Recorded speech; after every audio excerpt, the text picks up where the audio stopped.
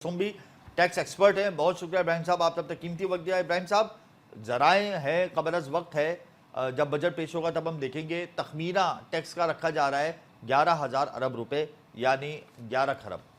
अब क्या हम इस टारगेट को अचीव कर पाएंगे? एक बात तो ये हो गई। दूसरी बात ये कि जो टारगेट रखा है क्या ये कम नहीं रखा है? अगर हम इसको ज़्यादा रखते और नॉन फाइलर्स को फाइलर्स बनाते और टैक्स नेट में लेकर आते तो यकीनन हमारा फिस्कल डेफिसिट बेहतर हो जाता, कम हो जाता, हमारा फिस्कल बैलेंस इंप्रूव होता। तो ये दो मेरे सवाल हैं आपसे। ये टारगेट पूरा होगा या नहीं, आपका सवाल इसमें टैक्स बेस ब्रॉड होना चाहिए था, बिल्कुल सही बात है। इसके अलावा अब जो बातें सामने आ रही हैं बजट के मुताल्लिक वो ये है कि उन्हीं लोगों पर टैक्स का बोझ बढ़ाया जाएगा, 1% इधर 2% उधर, कहीं विदहोल्डिंग टैक्स में, कहीं सेल्स टैक्स में।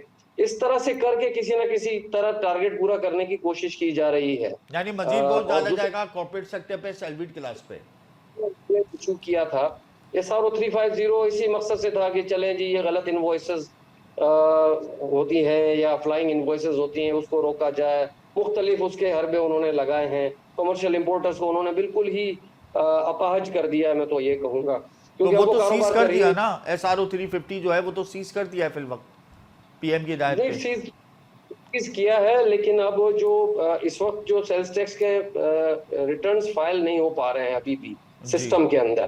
तो अब और इसके अलावा जो मजीद वो इकदाम आ रहे हैं सामने, उसके मुताबिक ये जो जो टैक्स पेयर है एग्जिस्टिंग, अच्छा, आप ताजिर दोस्त स्कीम एक फ्लॉप बनाई हो गई गई, थी, फ्लॉप हो गई बिल्कुल। कम हो गई। तो ये बात ये है कि जो अगर कोई सियाने लोग बैठे हैं और वो अपने दफ्तर में बैठकर अगर स्कीमें बनाएंगे तो कोई भी स्कीम कामयाब नहीं होगी। उसके लिए स्टेक होल्डर्स के साथ बहुत पहले से बैठना जरूरी है। आप जब तक टैक्स पेयर को एक पार्टनर की तरह ट्रीट नहीं करेंगे और सिर्फ एक मखलूक की तरह ट्रीट करेंगे तो काम नहीं बनेगा। आपको इनको ऑन बोर्ड लेना बड़ा जरूरी है। हम जो तजावीज दे रहे होते हैं, साल ब साल दे रहे होते हैं, इस साल भी हमने दी हैं, कई चीजें हैं जिसमें हमने उनको बताया है कि जी ये इंपोर्ट के ऊपर जो आपका रेवेन्यू आता है, आपने कमर्शियल और इंडस्ट्री के इंपोर्टर है रॉ मटेरियल के, उसमें 4.5, 5 और 6% तक का फर्क रखा हुआ है।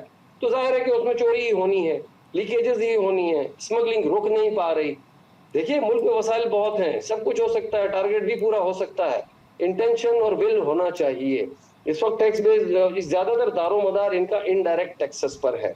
अच्छा, कुछ जो सिफारिशें जा रही होती हैं, जो इलीट के नुमाइंदे होते हैं, उनकी सिफारिशें जा रही होती हैं, रिकमेंडेशंस जा रही होती हैं, तो वहाँ वो कंसीडर करते हैं। इस वक्त जो उनका फोकस लगा हुआ है वो रिटेलर, होलसेलर मगर और मगर ताजिरों पे इब्राहिम लगा। साहब, हम सारा कसूर गवर्नमेंट पे तो नहीं डालेंगे ना।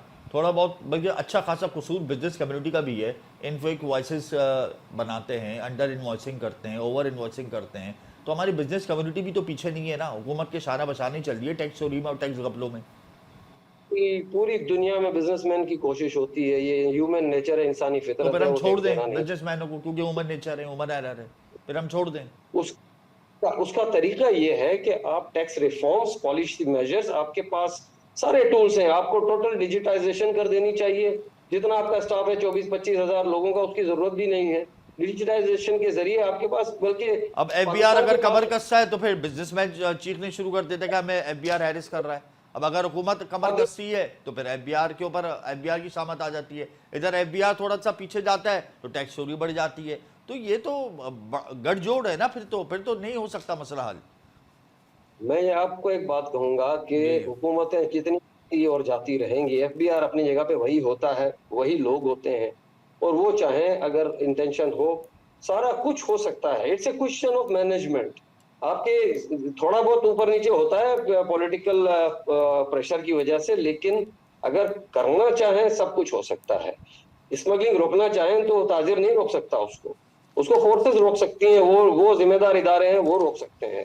तो ये आप कहें कि ताजिर जो है इसमें बराबर के शरीक हैं, ये बात गलत है। सबसे ज्यादा अब आप एक बात देख लेना कि हम बरसा बरस से कह रहे हैं कि 65%, 60% रेवेन्यू कराची देता है। जी। अब कराची देता है तो कराची के हालात देखें आप। गवर्नमेंट की रेट 3 शहरों में रह गई है सिर्फ, इस वक्त गवर्नमेंट की रेट और कहीं है नहीं। तो जहां तवज्जो देनी चाहिए, जहां नॉन टैक्स पेयर है, नॉन फाइलर है, वो सारा उनके पास देखिए सारा डेटा है। उनके पास ये डेटा भी है कि बिजली के कनेक्शंस कमर्शियल और इंडस्ट्रियल के 50-60 लाख हैं, और उनके पास सेल्स टैक्स में रजिस्टर्ड पर्सन 5 लाख हैं।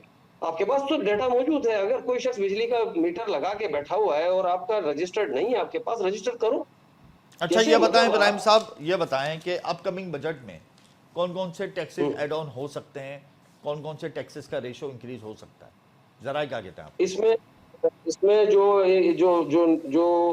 नजर आ रहा है कि विदहोल्डिंग टैक्स एट सोर्स, यानी इंपोर्ट के ऊपर कई अशिया पर 1% 2% तक बढ़ाया जाएगा।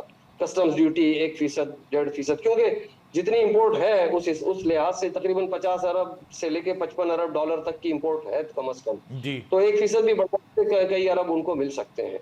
सही है। इसी तरह से कई और हैं वहां पर उनको ये रिकवरी हो जीएसटी बढ़ सकती सकता है। है? जीएसटी बिल्कुल, मैं जहां सेल्स टैक्स की बात कर रहा हूँ, जीएसटी में इस वक्त 18% है बेसिक। जी जी। 18% में गुंजाइश नहीं है, लेकिन इसमें वैल्यू एडिशन एक होता है, एक टैक्स, तो 1-8% और उस पर वो बढ़ाया जा सकता है, ये मुमकिन है। यानी और मुख्तलिफ, यानी तमाम अशिया पर या महदूद अशिया पर आप ये बात करें जीएसटी की? ये देखिए, ये अक्रॉस द बोर्ड होगा। और जहां एक एक तजवीज ये है कि सेल्स टैक्स का जो भी इनवॉइस इशू होता है उस पर 1% चार्ज करना होगा सबको। तो यानी वो अब इंक्रीज इनवॉइस होगा। पेट्रोलियम लीवी बढ़ सकती लोग, है? पेट्रोलियम लेवी भी बढ़ सकती है, क्योंकि जो जो जो बड़ा आइटम है ना, जहां जी से जो जो बिग टिकट आइटम जिसको कहते हैं, जी। वो बढ़ सकता है, क्योंकि यानी वहीं से रिकवरी यानी इस बजट के अंदर टैक्सेस की भरमार होने वाली है, और जो टैक्सेस देते हैं वो होगी। मजीद बोझ तले दब जाएंगे। सिर्फ 1 अरब डॉलर लेने के लिए आप आईएमएफ की इतनी शराइत मान लेते हैं कि फिर उसका कोई फायदा नहीं होता। सर, अभी तो आपका 8 अरब इकोनॉमिक स्लो। डॉलर की तरफ जा रहे हैं हम तो। फिर तो हम तो तमाम शराइत क्या, हम तो सब कुछ ही मान जाएंगे उनका। जी, आंखों के अगर आप इशारे भी 1 अरब तस्लीम कर लेंगे हम उनके। 1 अरब डॉलर कर्जा लेके फिर आपने 1 अरब डॉलर की गंदुम मंगा ली, तो वो तो नजर ही नहीं आया कहीं। बिल्कुल ऐसा ही तो है, अब बिल्कुल ऐसा ही है। यानी इब्राहिम साहब, ज़्यादा आप तवक्कुआत नहीं है कि ये बजट आवाम दोस्तों का बिजनेस फ्रेंडली होगा। आखिर में बता दें बस। तवक्कुआत कोई बहुत ज्यादा है, इसके हमें तो नजर आता है ना, एज ए बिजनेसमैन हमें नजर आ जाता है कि कितनी गुंजाइश है, कितना स्पेस है इनके पास। तो डे बाय डे हम एक ऐसी सिमत में जा रहे हैं। और नई इन्वेस्टमेंट देखिए, जहां 24% का जो सूद हो, इंटरेस्ट रेट हो, वहां लोग कारोबार में पैसा नहीं डालते। और जब कारोबार में पैसा नहीं डालते तो ग्रोथ नहीं होती। रेवेन्यू ग्रोथ से आता है। लब के मैं अपना पैसा सारा बैंक में रख दूं, 22% कमाऊं, 20% कमा लूं साल में, ना मुझे कोई रिस्क है, ना कोई मुझे और कोई मसला है, ना मुझे लेबर से डील करना है, ना मुझे इलेक्ट्रिसिटी से डील करना है, तो क्यों मैं कारोबार करूं?